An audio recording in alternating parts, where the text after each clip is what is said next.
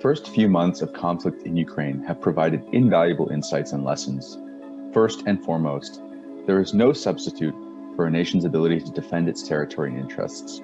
Military force can solve problems because it can impose outcomes or prevent adversaries from imposing their preferred outcomes. Second, we are stronger together than apart. This can easily be forgotten under the fatigue linked to pressures of alliance obligations. Third, much attention has been paid to gouging the true capabilities of Russian conventional forces, but we have already begun to see something of a learning process from the Russian military. We should not discount that Russians may learn from their mistakes. The CDA Institute brought together 4 experts for a timely discussion on the impacts of Russia's war in Ukraine. Moderated by Assistant Professor of International Affairs at the Balsillie School of International Affairs and Council of Geostrategy Fellow, Alexander Lanoszka, this panel focused upon a number of key topics such as NATO's response to the war in Ukraine, effectiveness of global sanctions, the role of misinformation, the domestic situation in Russia, the spillover effect to the region, and the impact of this conflict upon global energy, food, and supply chain security. So joining me today are 3 very distinguished guests. In no particular order, we have Dr. Maria Popova, who is an associate professor and Jean Monnet chair in the Department of Political Science at McGill University, Montreal, Quebec. Her works include the award-winning book, Politicized Justice in Emerging Democracies, a study of courts in Russia and Ukraine. We also have Ambassador Stephen Pifer, who is a senior fellow at the Brookings Institute and the Center for International Security and Cooperation at Stanford University. As part of his distinguished career in the Foreign Service, he had been the U.S. ambassador to Ukraine. And last but certainly not least, we also have Dr. Kori Schake.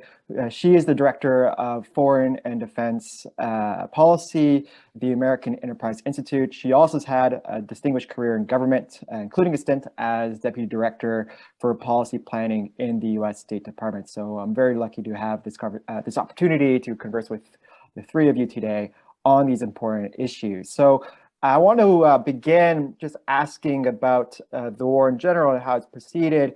And so I'll frame the question as follows.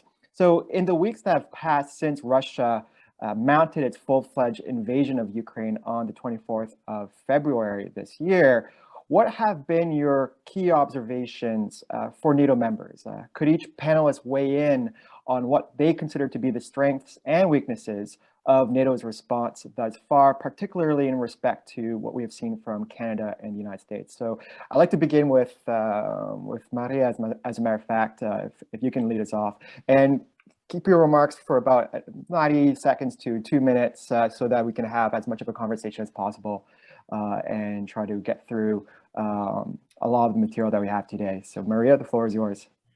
Thanks. And very happy to be here. So I'm going to focus here on Canada and what Canada has done as the Canadian representative here. And I think Canada has had a good overall response to this crucial situation right now. It's been a reliable military aid partner. It's been very quick to recognize genocide that potentially, the Russian forces are committing in Ukraine. It's been very good on sanctions. I think where Canada has been a bit weaker has been on sort of the participation in the information war. It seems that Canada hasn't done a very good job showing that it is part of the group of countries in the world that have a bold vision, that want Ukraine to win, and is not part of the cautious ones that are kind of wavering around. So Canada has been definitely in the first group by policies, but sort of not a lot of people remember to include it there. Because it hasn't been as visible in selling this position as a strong ally of Ukraine. Yeah, I think that's fair. And it seems to me also, of course, that the United States has been much more visible, not least because of its own power that's bringing to bear here. So let's talk about the United States. Ambassador? Yeah, I think I would give the administration pretty high marks for doing the diplomacy already beginning back in early December. So I think you saw as the administration saw this crisis developing, and remember early on, you had US officials saying that they thought there was a very high probability that Russia would invade Ukraine and on a fairly large scale. But you had consultations already going on within NATO back in early December. What would NATO do? And also consultations on the kinds of sanctions that would be applied, discussions with the European Union. So I think you saw some fairly quick movements after the Russians invaded on February 24, sanctions being applied and then being ratcheted up. I mean, I think there are a couple things that could have been done better. For example, I think President Biden gave a very good op-ed in the New York Times where he outlined the U.S. approach.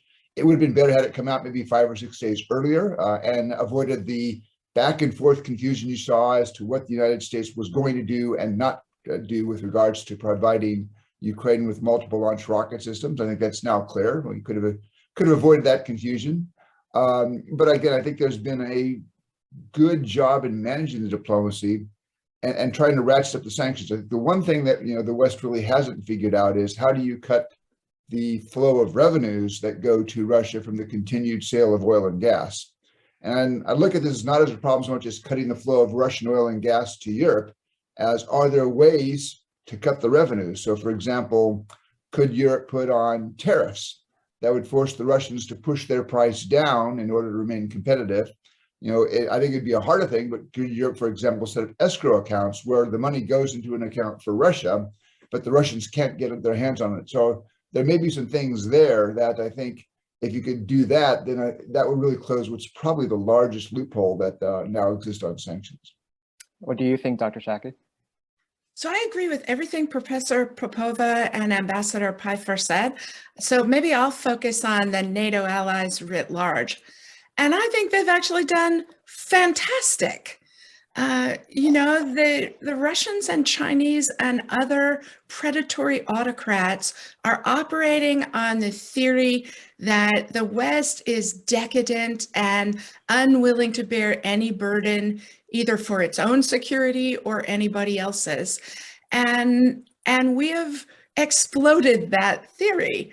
And as the war has progressed, NATO allies have become more and more committed. At the start, before the war started, the Biden administration, which I agree with Ambassador Pifer's done a really fine job of leading Western responses. They were fearful of putting top-of-the-line weapons in Ukrainian hands because they thought Ukrainians would capitulate quickly. And then when we saw the heart and toughness and military proficiency of Ukrainians, we became more committed. But we did the hard stuff, the sanctions, the commitment to Ukrainian success, before we realized the Russian military was catastrophically bad and degraded and willing to fight a war against civilians when they can't win it against a military. So I think the allies have actually done terrific. And among the weakest links in the chain, Hungary has gone along with everything NATO has done, not obvious.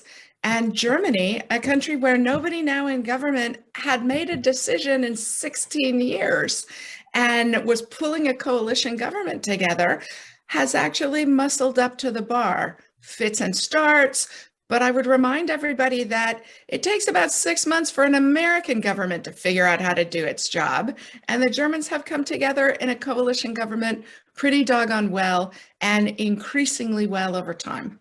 So your remarks nicely lead to the next question I had, which concerned the calculations that Putin himself had in his decision to intensify the war against Ukraine in February. And so I was wondering if you could comment a little bit more about what those calculations were. And now that those calculations seem to have been wrong, what he might do in response. So let's begin in reverse order, if you don't mind, Dr. Schake. Sure. I think his calculation, Putin's making the mistakes that late phase authoritarians typically do, which is ignorance and arrogance. And so the denial that Ukraine was even an independent country with an independent culture. I mean, Putin's turned out to be the father of Ukrainian nationalism. And I hope that's how we get to remember him in history. A failed autocrat who created a sense of political nationality in Ukraine, because that's what he deserves. The Russian military is shockingly bad at like basic elements of proficiency. And when you look at the difference of the performance of Western militaries, a big part of why we are so good is non-commissioned officers who ensure tasks get done, who ensure good order and discipline. And it's shocking to watch the failure of all those kinds of basic things in the Russian military. And I'll leave the rest to Ambassador Pifer and Professor Popova. Ambassador, what do you think? Yeah, I think what you've seen on the part of Vladimir Putin and the Kremlin is just a string of incredible miscalculations. First of all, for a country next door, the Kremlin clearly did not expect the Ukrainians to fight. I think had you asked any one of us on this panel, we'd have said Ukraine will fight. Now, I would not have predicted that Ukraine would be as proficient and as effective at the fight, but there was no doubt in my mind that Ukrainians would fight. And that seemed to be a total surprise both to the Kremlin and the Russian General Staff. For example, the new unit set in to occupy Kyiv at the beginning went in with 3 days of rations. They thought it was going to be over in 3 to 5 days. So that's how can Russia not understand Ukraine at that level? That was a miscalculation. As Dr. Schake said, the miscalculation about their own military. And again, it's this very Soviet-like command structure where you have no NCO corps, you have junior officers with no authority. So generals end up going to the front and getting killed because they're basically doing what in a Western military, decisions that majors and colonels would be carrying out. The other thing I think we're finding out about the Russian military is that the defense sector in Russia, like the rest of the economy, was not immune to corruption. And so these hundreds of billions of dollars that Russia has spent over the last 15 years to modernize the military, not all those $100 billion went to, in fact, modernizing the military. And you're seeing key gaps. For example, the lack of secure communications for tactical units in the field. And so people get on their cell phones, and that's, dangerous. And then I think the other miscalculation was complete underestimation of the ability of the West to come together, both within NATO, as Dr. Shake's described, but also the United States and the European Union and other countries in terms of applying sanctions that I think in terms of things like the ban on high-tech exports to Russia, and then the seizure or the freezing of Russian central bank assets were way beyond what the Kremlin expected. So this has been a war of total miscalculation by the Russians, which I think has led to a war that, if you look at the pluses and minuses, turned out to be a net disaster for Russia. Dr. Popova? Yeah, absolutely. I agree with both of these sets of remarks. I'll just emphasize that a lot of people are wondering, how could Putin miscalculate Ukraine so much? But I think the answer is that, ideas matter. It's not all strategic miscalculation. And the reason he miscalculated is because his idea is that is the same that actually made him invade in the first place, which is that Ukraine is not a real nation. Ukraine doesn't have a sense of separate identity, so why would they resist? So it goes together. For him, this happened because he launched this invasion as a result of this parallel worldview that he holds. And I think also I want to emphasize the fact that really the biggest miscalculation was Ukrainian resistance, more so than the Western response. I mean, the Western response has been stronger than he anticipated, but it came after Ukraine demonstrated very robust resistance. So in some ways, it's less we can blame him less for miscalculating on the Western response, because even the West wasn't exactly sure how it was going to respond. So the biggest miscalculation is underestimating Ukrainian resistance. So keeping to the realm of ideas, as it were, I was wondering if we can talk about the role of the information domain in this particular conflict, and and more specifically, what has been the role of propaganda and narrative building from both Ukrainian and the Russian sides of the conflict. Now, here in the West, we see a lot more of the Ukrainian side, but there are data to suggest that, in fact, Russia has been rather successful in crafting a particular narrative for audiences elsewhere in the world. So I was wondering if you can comment on that, and maybe just to mix things up, we can have the ambassador speak first to this particular issue. Yeah, well, I would say that the West, and I think particularly Washington and London, have done quite well in the information war. And it's been in part because there's been a readiness on the American and the British side to take intelligence and find ways to sanitize that and make it publicly available. So, for example, the warnings that you saw about the Russian military intentions, the preemption of, I think, false flag operations that the Russians were certainly planning, but by having the information out there ahead of time, I mean, it was hard for the Russians to sort of conduct a chemical attack and then say the Ukrainians had done this, because the West had been warning the world about this for a couple of weeks already. So I think the West has done quite well on the information war here. Now, the missing piece in there is, I think, the global South, which largely sees this as a regional conflict that doesn't affect their interests. And I think that's going to be one of the questions, is when you see, for example, in the United Nations, some support for Ukraine, but that hasn't translated, for example, into broader participation in Western sanctions.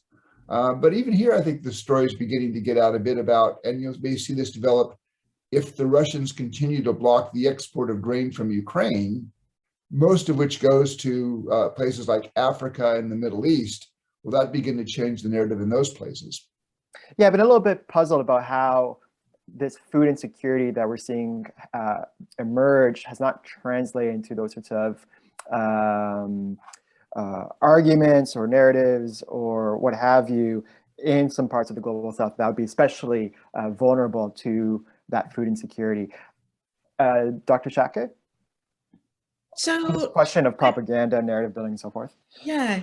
So two sort of responses, Alex. The first is that I think you're right. I mean, the Kenyan ambassador's ringing endorsement of Ukrainian sovereignty and the importance of rejecting imperialist ambitions on the part of stronger powers at the UN was amazing. But most people in the developing world have more immediate problems that they're worried about. And they're not in the information, tactical knife fight that all of us fight on Twitter every day. And so it will be slower going, but that's also advantageous for the free societies because it gives us the opportunity to make our case. As prices increase and availability of foodstuffs contracts, we can make clear whose fault this is. But the main thing I want to say about war in the information age is that the unquestionable award winners are the Ukrainians. They have showed us how this should be done, both in showing unflinchingly the costs of war on the Ukrainian people. I mean, people living for now 100 days in subway tunnels and stations. They haven't blanched at showing the destruction that Russia has caused, but they have also reminded all of us of their courage, of their integrity, of the righteousness of defending their sovereignty, and of the shared humanity. Right? Like, it's no question who the good guys and the bad guys are in this. And one of the things I notice as somebody who follows American military issues is how strongly this resonates in the national security community in the United States. Because after 20 years of fighting wars where there were a lot of doubts about who the good guys and the bad guys were, the clarity of the narrative that Russia's aggression and Ukrainian response have inspired has really, it has reminded all of us how Western Ukraine is and how much they deserve our support and their eventual membership in NATO and the European Union, and an eventual defense commitment from all of us so that they never suffer this again. Dr. Popova? Yeah, I very much agree with these comments, but what I'll do then is emphasize to what extent Russia has actually failed in the disinformation war, because just as Ukraine has been incredibly successful, I would argue Russia has been less successful than we would have expected. You know, Russia has this strategy of this flood of disinformation, but it hasn't been as successful today. And I think what we see from the global South and within Western societies, you know, the doubts in certain groups about the clarity of this war, they come more from internal reasons than from successful Russian disinformation. They come from distrust in mainstream media in the West, or from you know, long-standing knee-jerk anti-Americanism in a lot of the global South. So I think in fact, this bodes well for the future, because Russia really has not been able to formulate a very convincing disinformation strategy about this war. People remain overwhelmingly clear that Russia is the bad guy here. Yeah, I think it was becoming a bit of a conventional wisdom of sorts before February of this year that whereas China try to practice disinformation campaigns and did so rather clumsily, not very effective and so forth. Russia, on the other hand, was very effective and had a particular message that was able to craft and to disseminate rather ably across all sorts of Western audiences. That does not seem to be the case anymore. I'm not sure what that means for China, but for Russia at least, that effectiveness does not seem to be there. I want to talk, of course, about the consequences for Putin himself. Obviously, this is going to be, this has been, in fact, a major talking point because the so-called special operation has not entirely gone according to Putin's plan. What are the consequences for him? Will his calculations change? Will there be meaningful domestic opposition within Russia that will grow? Would it amount to anything, especially as sanctions really start biting into the Russian economy? Since you have written on Russian domestic politics, I'd like to start with you, Dr. Popova. So this is a really important question. And I think it is hard to imagine a situation where Putin's calculations and goals will actually change. I mean, I don't think he's likely to update. He can be deterred, however. You know, he can the costs of pursuing further invasion of Ukraine may be too high for him. In terms of domestic Russian opposition to the war, I mean, so far we're not seeing any evidence that Russian society is clear about the imperialist nature of this war. So the type of opposition that we see is sort of pacifist opposition, an opposition that emphasizes that, you know, war is bad and it's, you know, we don't want our guys dying there. But there's not a lot of evidence that significant portions of Russian society realize that this war is particularly unjust because it is very much motivated by imperialist aggression. And that does not bode well for the future of change in Russia's regime type. So even if Putin is replaced, chances are it may be someone who is more willing to go for some compromise, but chances are the main contours of Russia's policy will remain as they are. What do you think, Dr. Schake? Well, I'm the least qualified of the four of us to talk about what's going on in Russia. So maybe let me just say, while it is tempting to yearn to see Putin strung up like Mussolini for his crimes, I actually think the better outcome for Russia and for us is for him to be pushed aside and have to live out his days in ignominy and be rejected by the Russian people, because it's not clear to me that we have just a Putin problem and not also a Russia problem, for all the reasons Dr. Popova just suggested. And so I worry that what comes next may be worse, not better, than Putin, because anybody in a strong enough position to shove him aside might actually be as bad or worse than he is. So that's all I can offer on this. It's a very sobering thought. Ambassador? Yeah, I mean, what you've seen Vladimir Putin do over his 22 years in power is he's constructed a very autocratic system. So there's a lot of control there. But I still think that there is a perhaps small, but it's a non-zero chance that the accumulation of economic costs, and bear in mind that for most Russians, they have not yet felt the economic pain that's coming. I mean, even the head of the Russian Central Bank has now said that the Russian economy will contract this year by 8 to 10%. The World Bank says 11%. Other projections are higher. The head of the Russian Central Bank, she said that she expects inflation of 20 to 23%. So a lot of economic pain is coming. That hasn't really, I think, hit most Russians.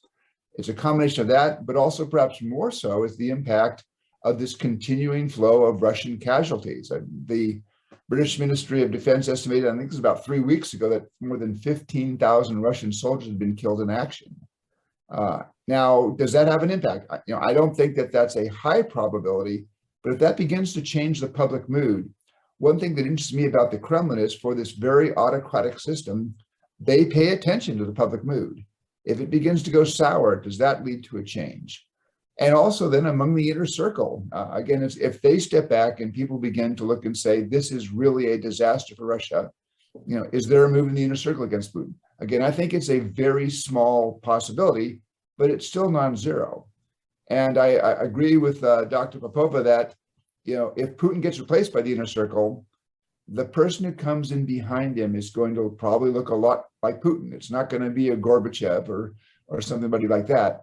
However, the reason for him being replaced is because they come to the conclusion that what Putin has led them to in Ukraine is a total disaster. And so that opens up, I think, a new possibility to end this war. Yeah, no. So, Professor Lanoszka, can I interrupt, Professor Sure. Lanoszka, to ask you to answer the question?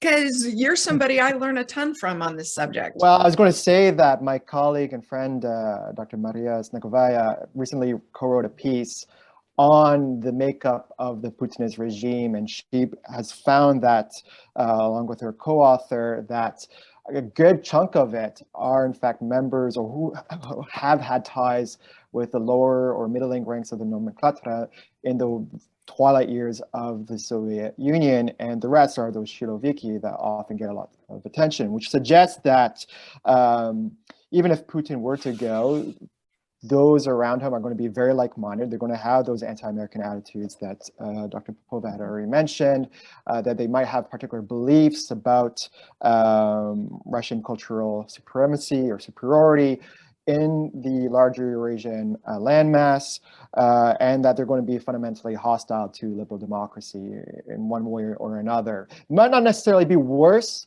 than Putin. Perhaps Patrushev fits that bill, but they'll probably be along the same wavelength all the same. So it's also important to keep in mind that that regime only represents a small fraction, really, of the population. There certainly is a Russia problem, as I see it. I don't want to diminish the collective responsibility of that society, but that regime still is drawn from people who are only representative of a small fraction, really 5–10% at most, according to Maria's data. So I'm skeptical too of meaningful political change, at least in the near term. But it's also true that the cost of the sanctions have not really been felt. From what I understand, Western firms that have pulled out, including Starbucks, are still paying employees, even though their operations have now shut down. So it's a very volatile situation. Like most revolutions, it's never inevitable until it actually happens. So we don't really know. This is an interesting question I always like to ask, and it's something that's been certainly discussed on social media. What, if anything, has actually surprised you while watching this new escalatory phase unfold? Did your beliefs about Putin, Russia, Ukraine, or contemporary war for that matter change at all, or were under challenge? I'm curious to see whether you've had to revise or reconsider longstanding beliefs on your part. Dr. Schake? Yeah, two things I was wrong about. The first was, I honestly didn't think Putin was going to pull the trigger. Despite 180,000 troops bristling on Ukraine's border, I thought that Russia had mastered gray zone warfare of doing just enough to achieve their objectives, but not so much that it would precipitate response. So I thought they had an elegance of calibration designed to maximize Western vociferousness, right? That if you could keep the pot boiling, but not boiling over, that made it hardest for the West to come to Ukraine's aid, to take a stand. And it turns out that's not true, right? And maybe the credit I was giving Russia for gray zone warfare was out of date. That what they were learning from us not responding in 2008 in Georgia, in Syria, in 2014 in Ukraine, their waterline was going up of confidence that we weren't going to react. And I assumed that it was an elegant calibration, and it just wasn't. Second thing I was profoundly wrong about was the ability of the Russian military to fight an actual war. You know, they appear to have convinced themselves that the barbarity that they unleashed in Chechnya, in Syria, in Ukraine was modern warfare. And what the Ukrainians are showing is that free societies can actually use the tools of free societies. That is humaneness, precision, focusing on military forces in order to win the battle of public perceptions, that we can actually dominate on the battlefield on Western terms. And I think that's a very heartening lesson for us all. Ambassador? Yeah, first, I guess I actually did become persuaded that the Russians were going to take some military action probably in the first half of January. Just the accumulation of the buildup of Russian forces, the rhetoric coming out of Moscow, and then the quick rejection of US NATO offers to talk about those aspects of the Russian proposed treaties in December that, were in fact a basis for negotiation. But people could be forgiven for not expecting this. I was in Kyiv January 30 and 31, and most Ukrainians at that time, even though they saw this rather large Russian buildup around them, did not expect the Russians to pull the trigger. And in fact, I think it was surprising to me at that point. For example, the Territorial Defense Force had not been mobilized. I think they became really, though, convinced in the last 5 or 6 days before February 24. Again, I think the second surprise, as I've already mentioned, is just the effectiveness of the Ukrainian defense. There's no doubt in my mind that the Ukrainians were going to fight back. but they have done a superb job with, some pretty hard limitations. And then again, the Russian military performances, Dr. Shaki's mentioned, it's just not at all what one would have expected. I mean, the Russians supposedly learned a whole bunch of lessons in their brief war with Georgia back in 2008. And they supposedly spent all of this money the last 14 years to fix those things. And you see just kind of really appalling things. The Russians seem to have forgot about how to do combined arms. So they send armored columns into urban areas without dismounted infantry to support them. And those columns predictably get mauled by the Ukrainians. You see really no significant coordination between air power and ground power. So things that we thought that the Russians had gotten competent at, they seem not to have succeeded at. And I agree with Dr. Shaki on just the barbarity of the Russian response. And then, you look at what they've done in Mariupol, the indiscriminate bombing. You look at the atrocities that committed in places like Bucha and Irpin, and that's so widespread that either reflects a stunning lack of discipline among Russian military, or I think it's more likely that the Russian military sees that as something that's good. I mean, that will somehow cow the population. It will terrorize the population. And that's another miscalculation. I think in Ukraine, it's having the exact opposite effect.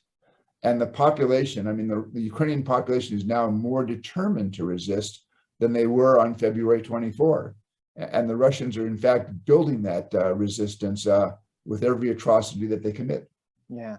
It's important to bear in mind that Russia did not fight the war in Georgia in 2008 particularly well, and that's why they undertook that modernization program thereafter, as well as all those reforms. And yet, what I think is really puzzling is that they've actually performed worse than in 2008.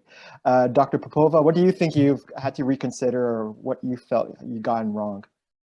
So in January, I thought that the main goal that Putin had was to revive the grand diplomacy and have some summits at a really high level that make him feel good, with this long table, to just feel important.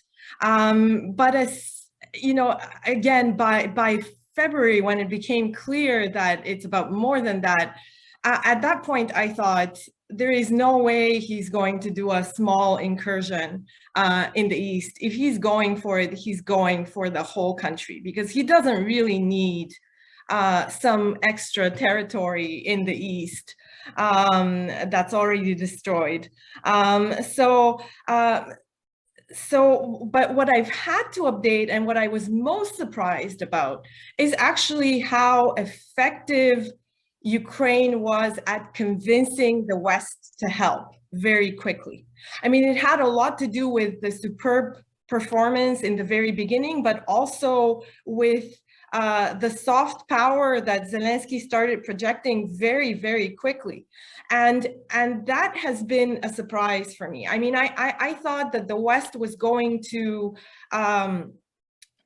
introduce some sanctions in the same way as in 2014, and talk tough, but not really come to Ukraine's defense to this extent. So in some ways, this has been a pleasant surprise, because I thought Ukrainians were going to have to fight this completely alone. Yeah, for my part, I would say two things. So I thought that I'm not surprised at all by the Ukrainian resistance, as a matter of fact. I think the Minsk Accords were problematic precisely because it reflected a moment in which Ukraine was very weak and had signed on to something that reflected that particular historical moment, but have since been very adequately trained by Canadians, Americans, and of course the British since 2015. I did think that Russia would begin its major combat operations by trying to undertake heavy military barrages, heavy barrages in the east, in the Donbass, basically move in a crawl and then break out from there to cut the country in half and then take Kyiv, and do so in such a way that the West might actually be fairly reluctant, rather than going for Kyiv at the very outset and You're try a to better attack. military strategist than Putin Well, is. well, the second thing I would say that I found particularly surprising is, quite frankly, the racism on the part of the Russian leadership and its colonial mentality. I knew intellectually that Putin obviously had these particular views about the Russian and Ukrainian people as being merely one nation. I knew that, but if we recall that very chilling speech he gave on the eve of the special operation on the 24th of February, I think it was on the 23rd or the 22nd, it was essentially Hitlerite in its tone and its substance. He didn't even talk about NATO enlargement until minute 45 of that particular speech. A lot of it was spent on ethnic politics, and that surprised me. I knew he had those beliefs. I didn't think that those beliefs were as nasty or as deep-seated as they seem to, be, in fact. All right, so what insight can we therefore gain from analyzing this war, and how might the lessons learned here, to the extent that there are lessons to be learned, inform future strategy for NATO? Ambassador? Well, I think we ought to be mindful that fact, and I go back to, I think it was Michael Kaufman who's made the point for the last couple of months that while, he said he spent the last 10 years telling everybody the Russian military is not 10 feet tall. They probably are not 2 feet tall. But I do think that there are some lessons here, and my guess is both in Brussels and at SACEUR and at the Pentagon, they're paying a lot of attention to this to really sort of gauge the true capabilities of Russian conventional forces. And so now what I hope we don't do is we hope to say, okay, this is going to be very easy. NATO, I think, has over the last 8 years been moving in the right direction in terms of restoring military capabilities that I think would successfully deter the Russians from any kind of military considerations, for example, in the Baltic states. I hope we don't get distracted now by things and conclude that, well, the Russian military really is a paper tiger. Because my guess is, presumably, they may learn something from the mistakes they've been making in Ukraine. And I think you already see something of a learning process going on.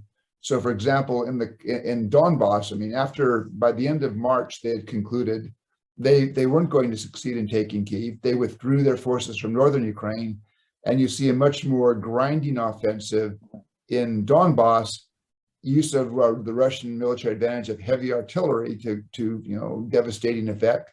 And so they're grinding some things out. Now, I think they're still making very slow progress. And at the end of the day, that the Ukrainians may still be able to stop that. But they seem to have adopted a different approach from the beginning of the war. So we shouldn't discount the fact that the Russians may learn from their mistakes. Yeah, they're still taking territory. They're still imposing massive costs on Ukraine. Dr. Schake? So I guess the lessons I think we should draw are, first, there is no substitute for your ability to actually defend your territory and your interests. It has become fashionable in the West in the last 20 years, as we have been fighting wars about the shape of the international order rather than our own direct defense, to say that military force can't solve this problem. And that's a self-indulgent luxury to persuade ourselves of.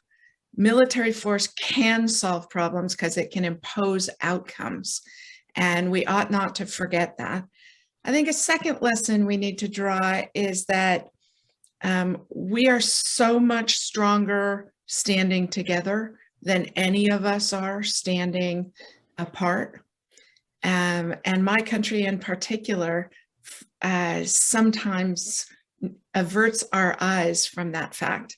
And, we get tired of allies' demands of us. And yet I think it's admirable and notable that when all of us have been scared by Russia's aggression, we have wanted to stand shoulder to shoulder together. And that's both a great sign, but a useful lesson for IR theorists who believe that the West fractures under pressure. In fact, we are pulling together under pressure and putting aside what Freud termed the narcissism of small differences. A third lesson I think we should draw is that there is no safety outside the promise of common defense. And so, Russia might have attacked the Baltic states. They didn't. They attacked Ukraine. And so we ought to be solemn in the extending of a mutual defense guarantee, but we ought also to understand there's an enormous cost for leaving countries outside of it. One of the things I learned from John McCain sailing on his pirate ship in the 2008 election was that it's not good enough to strengthen the West at its virtuous core. We actually have a responsibility, a moral responsibility, but also a security necessity to square our shoulders and stand with imperfect practitioners of free societies, whether they are in Iraq, Afghanistan, or Ukraine, and help strengthen them with our strength in order to help them make brave choices that move them into the arc of freedom and prosperity. Dr. Popova? So I think the main lesson that we need to draw from this war is that engaging with aggressive Russia does not bring anything good. We need to go back to deterring Russia and containing it. Until Russian society can effect change, our strategy should not be to hope for moderating Russia through cooperation and engagement. I think this idea has to be laid to rest after this war. And I do very much also agree with Dr. Shake's point that a second lesson we need to draw from this war is that buffer states around Russia cannot work. We need to try to incorporate all the states that would like to be part of the Western Alliance, Ukraine, but also Moldova, Georgia. We have to work towards providing NATO membership to them as well. How exactly this will be done. It has to be done, of course, carefully, but that has to be our ultimate goal at this point, because the idea that neutrality could have saved these states from Russian influence in some kind of buffer zone, I think that has to be put laid to rest. It's just not what Russia wants. It's not what Russia will accept. And we need to find an alternative strategy to keep these states secure. Right, so speaking of strategy, we're in June. NATO is holding a summit in Madrid later this month, and this summit will focus on redefining NATO's strategic priorities for the next decade. And indeed, the key document that will emerge here is the strategic concept that we'll be unveiling. Finland and Sweden have put it forward their applications to join the alliance. What do you think will be in the strategic concept? It's unusual for it to be written under such circumstances. What will be the greatest challenges for NATO within the next decade? Ambassador? Yeah, well, this strategic concept will replace the one that was adopted back, I believe, in 2010 or 2012, at a time where the alliance was still looking to preserve some kind of a partnership relationship with Russia.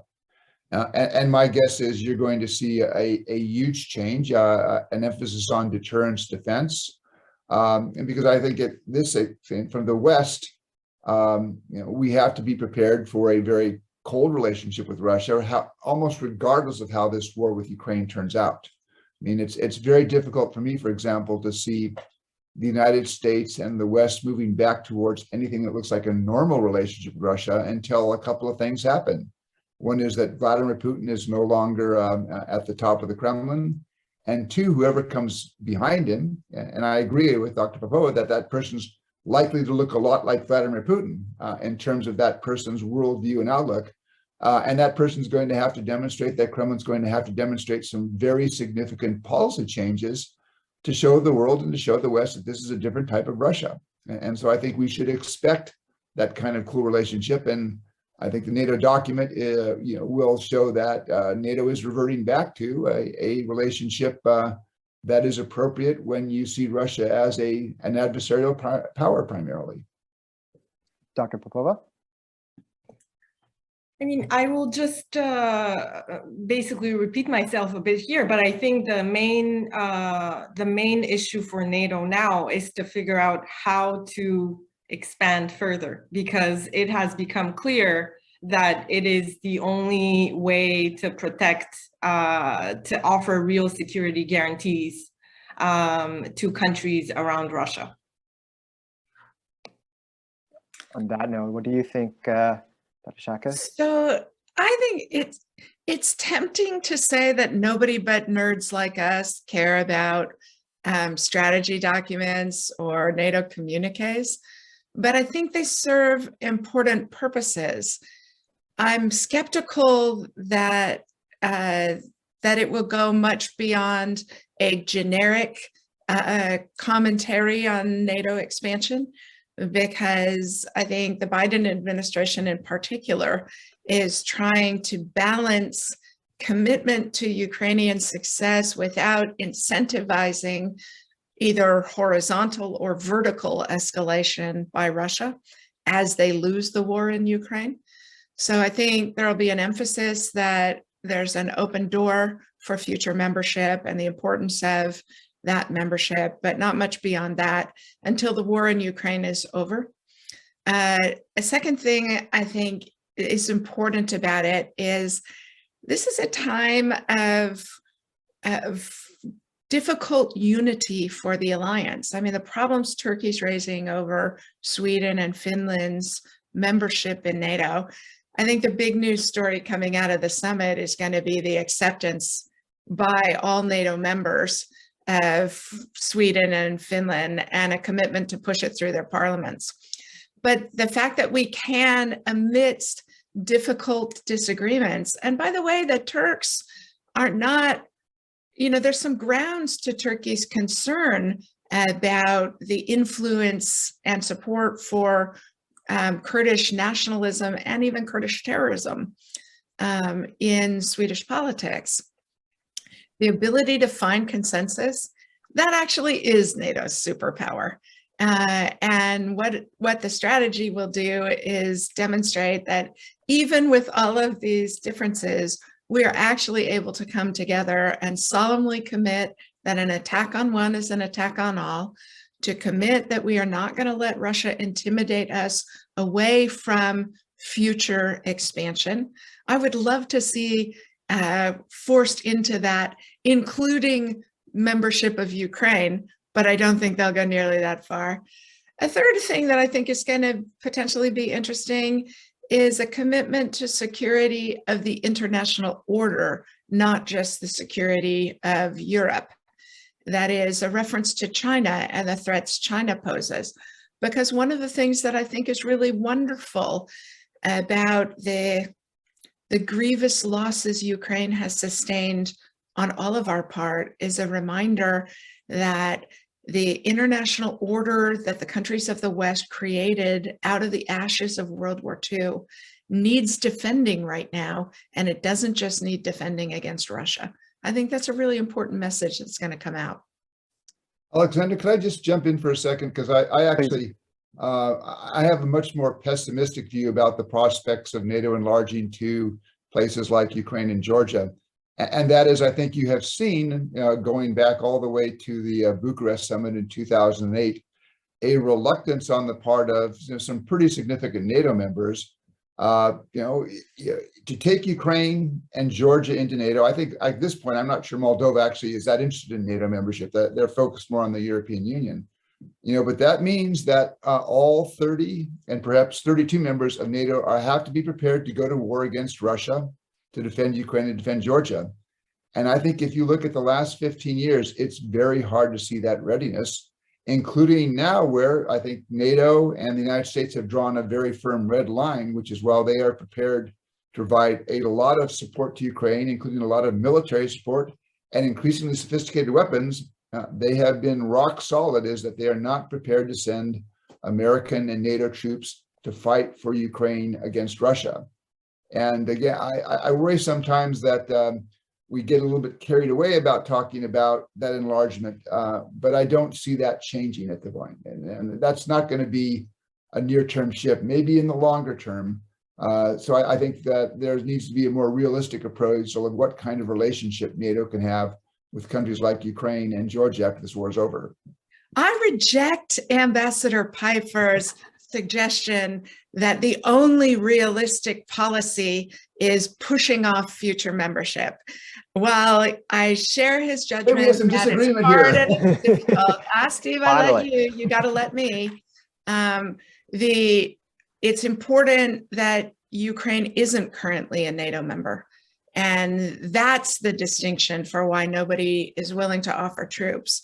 It would be a very different calculation if somebody was already a NATO member.